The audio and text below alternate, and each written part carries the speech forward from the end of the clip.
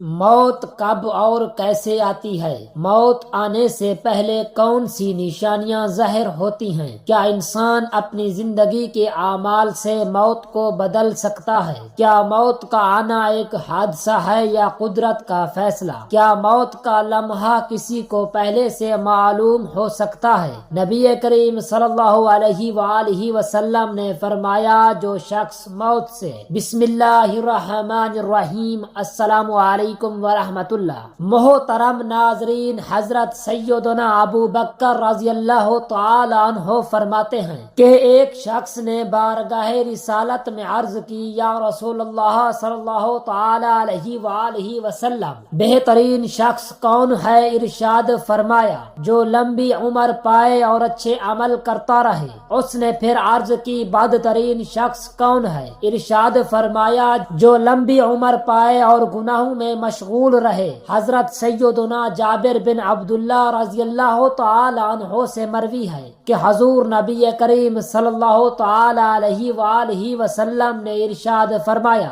تم میں سے بہترین وہ لوگ ہیں جو لمبی عمر پائیں اور اچھے اعمال کریں۔ محترم ناظرین، اس دنیا میں بے شمار انسان ہیں، بے شمار ممالک، بستیاں، آبادیاں، اقوام و مذاہب ہیں، بلکہ ہر مذہب میں بہت سے فرقے اور جماعتیں ہیں۔ متبعین ضرور کسی نہ کسی چیز کے منکر ہوتے ہیں، کوئی جنت و دوزخ کا منکر ہے، کوئی تقدیر کا، کوئی مرنے کے بعد پھر اٹھنے کا، کوئی حساب و کتاب اور جزا و سزا کا، کوئی فرشتوں کا، تو کوئی کلمہ گو ہونے کے باوجود انبیاء کرام اور اولیاء کا منکر ہے، بلکہ خود خالق کائنات کے وجود کا انکار کرنے والی مخلوق بھی اس دھرتی پر پائی جاتی ہے۔ المختصر، کوئی ایسی چیز یا حقیقت نہیں پائی جاتی جس کا انکار کرنے والا نہ پایا جاتا ہو۔ البتہ موت ایک ایسی حقیقت ہے کہ جس کا کوئی منکر نہیں۔ مومن، کافر، مشرک، مجوسی، یہودی، نصاری، مرتد، منافق، بد مذہب، گمراہ، دہریہ وغیرہ، ہم جتنے بھی انسان ہیں، پھر چاہے وہ ان پڑھ، جاہل، عالم، منتقی یا فلسفی ہو، آج تک کسی نے بھی موت کا انکار نہیں کیا، بلکہ سب کے سب یک زبان ہو کر یہی کہتے ہیں کہ ایک دن ضرور مرنا ہے۔ موت ایک ایسی اٹل حقیقت ہے کہ جس کا نہ بھی انکار کیا گیا ہے، نہ کیا جا رہا ہے، اور نہ ہی کبھی کیا جائے گا، بلکہ انکار ہی نہیں کیا جا سکتا، اور موت کا انکار کرنے والا نہ کبھی تھا، ہے اور نہ کبھی ہوگا۔ ہر جاندار مخلوق کی موت کا وقت مقرر ہے، نہ اس میں کوئی تقدیم ہوگی اور نہ تاخیر ہوگی، بلکہ وقت مقررہ پر ہی اس کی موت آئے گی۔ قرآن مجید میں ارشاد باری تعالی ہے، ترجمہ، اور ہر گروہ کا ایک وعدہ ہے، تو جب ان کا وعدہ آئے گا، ایک گھڑی نہ پیچھے ہو نہ آگے۔ اس آیت کریمہ سے یہ ثابت ہوا کہ ہر جاندار کی اس دنیا میں رہنے کی میعاد پوری ہوتے ہی اس کو موت آ پکڑتی ہے۔ اس میں ایک گھڑی بھی جلدی نہیں ہوتی اور نہ ہی دیر ہوتی ہے۔ اس کا دانا پانی ختم ہوا اور وہ دنیا سے چل بسا۔ اس کی تقدیر میں جتنا وقت زندہ رہنا اور جتنا رزق لکھا تھا، وہ پورا ہوتے ہی اس کے جسم سے روح پرواز کر جاتی ہے۔ حضرت عبداللہ بن مسعود رضی اللہ تعالی عنہما سے روایت ہے کہ حضور اقدس صلی اللہ علیہ وآلہ وسلم نے ارشاد فرمایا، بے شک روح القدس نے میرے باطن میں وحی نازل فرمائی کہ کوئی جاندار نہ مرے گا جب تک وہ اپنا رزق پورا نہ کر لے۔ ابن عبید الدنیا اور ابو الشیخ کی روایت میں ہے کہ ملک الموت حضرت اسرائیل علیہ السلام دن میں 3 مرتبہ لوگوں کے چہروں کو دیکھتے ہیں۔ جس کی عمر پوری ہو جاتی ہے اور اس کا رزق دنیا سے ختم ہو جاتا ہے، اس کی روح قبض فرماتے ہیں۔ جس کی موت جس مقام پر لکھی ہوگی، اسی مقام پر اس کی موت آئے گی، چاہے وہ اس مقام سے کتنے ہی دور کے فاصلے پر ہو۔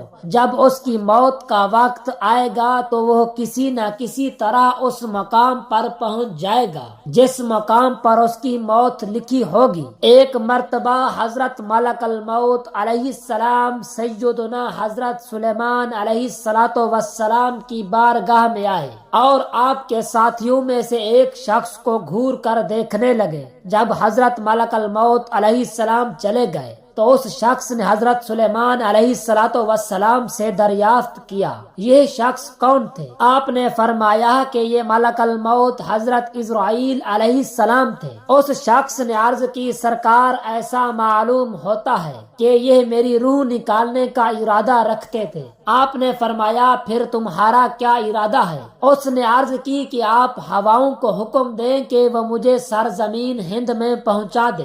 آپ نے حکم دیا تو ہواؤں نے اس شخص کو آن کی آن میں سرزمین ہند پہنچا دیا۔ پھر ملک الموت تشریف لائے تو حضرت سلیمان علیہ السلام نے ان سے دریافت کیا کہ تم میرے ایک ساتھی کو گھور کر کیوں دیکھتے تھے؟ انہوں نے کہا کہ حضرت میں اس پر تعجب کر رہا تھا کہ مجھے حکم دیا گیا ہے کہ میں اس شخص کی روح ہند میں قبض کروں اور یہ شخص آپ کے پاس بیٹھا ہوا ہے، ہند کیسے پہنچے گا؟ مندرجہ بالا واقعہ سے پتہ چلا کہ آدمی اپنی موت کی جگہ ضرور پہنچ جاتا ہے، حالانکہ اسے معلوم نہیں ہوتا کہ میں اپنی موت کی جگہ جا رہا ہوں، بلکہ وہاں جانے کے لیے بے تاب و بے قرار ہو کر ہر حال میں وہاں پہنچتا ہے۔ جیسے کہ مذکورہ واقعہ میں یہ شخص سرزمین ہند میں جو ہی وقت مقررہ پر پہنچا اسی وقت اس کی روح قبض کر لی گئی۔ اپنی موت کی جگہ آدمی کو معلوم نہیں ہوتی۔ حضرت انس بن مالک رضی اللہ تعالی عنہ سے روایت ہے کہ رسول اکرم صلی اللہ علیہ وآلہ وسلم نے صحابہ کرام رضوان اللہ تعالی علیہم اجمعین کو حکم دیا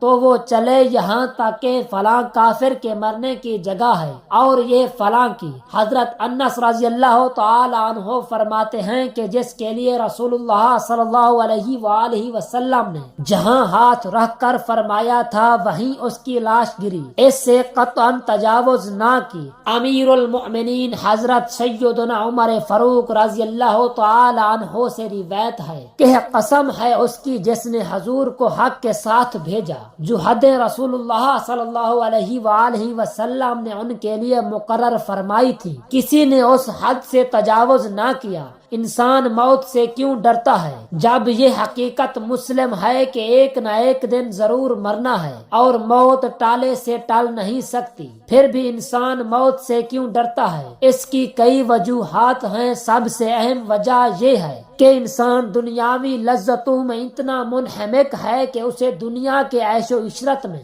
زیادہ سے زیادہ لطف لینے کی خواہش رہتی ہے۔ عالی شان مکان ہے، کافی مال و دولت جمع ہے، آرام و آسائش سے زندگی بسر ہو رہی ہے، ہر قسم کی آسودگی ہے، ہر طرح کا چین میسر ہے۔ ان کو چھوڑ کر وہ اپنے اہل عیال سے بچھڑ کر قبر کی اندھیری کوٹھری میں جانے کا جی نہیں چاہتا۔ قبر کی سختیاں اور عذاب کیسے جھیل سکوں گا؟ نہ کوئی مونس و مددگار ہوگا، کیا حال ہوگا؟ ان خیالات سے وہ ایسا بزدل بن جاتا ہے کہ لفظ موت سنتے ہی اس کے رونگٹے کھڑے ہو جاتے ہیں اور موت کا تصور ہی اس کے لیے وبال جان بن جاتا ہے۔ لیکن مومن کے لیے موت دنیا کی زندگی سے بہتر ہے۔ حضور اقدس صلی اللہ علیہ وآلہ وسلم نے ارشاد فرمایا کہ موت مومن کا تحفہ ہے، موت مومن کا پھول ہے۔ حضرت احمد اور سعید بن منصور نے اپنی سنن میں صحیح سند سے محمود بن بسیہ سے روایت کی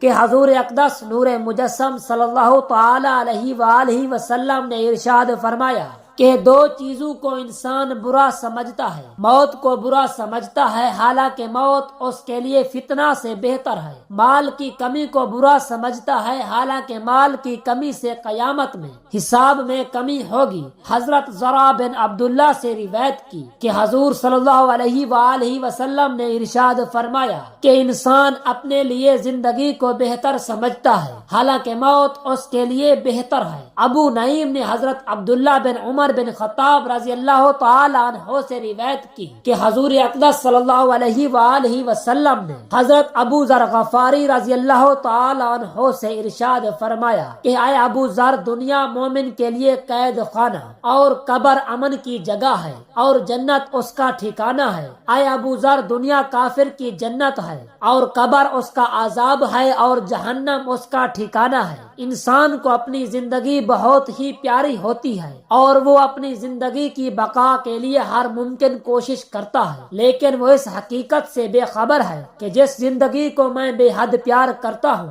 وہ زندگی ہر لمحہ کم ہوتی جاتی ہے، اور وہ موت جس سے میں بہت ہی گھبراتا ہوں وہ ہر لمحہ قریب ہوتی جاتی ہے۔ کبھی تو اس موت کے بظاہر کچھ بھی آثار نہیں ہوتے، وہ دفتن بھی آ جاتی ہے اور زندگی سے رشتہ منقطع کر کے اپنی آغوش میں لے لیتی ہے۔ حضرت عبداللہ بن عمر فاروق رضی اللہ تعالی عنہما سے روایت ہے کہ حضور اقدس صلی اللہ علیہ وآلہ وسلم نے فرمایا، یعنی اے انسان، جب تو شام کرے تو صبح کا انتظار مت کر، اور جب تو صبح کرے تو شام کا انتظار مت کر۔ خلاصہ کلام یہ کہ شام کے وقت یہ خیال نہ کرے کہ نیکی کا یہ کام صبح کر لوں گا، ہو سکتا ہے کہ صبح ہونے سے پہلے ہی موت آ جائے، اور صبح کے وقت یہ خیال نہ کرے کہ نیکی کا یہ کام شام کو کر لوں گا، کیا خبر شام تک زندہ رہے گا یا نہیں۔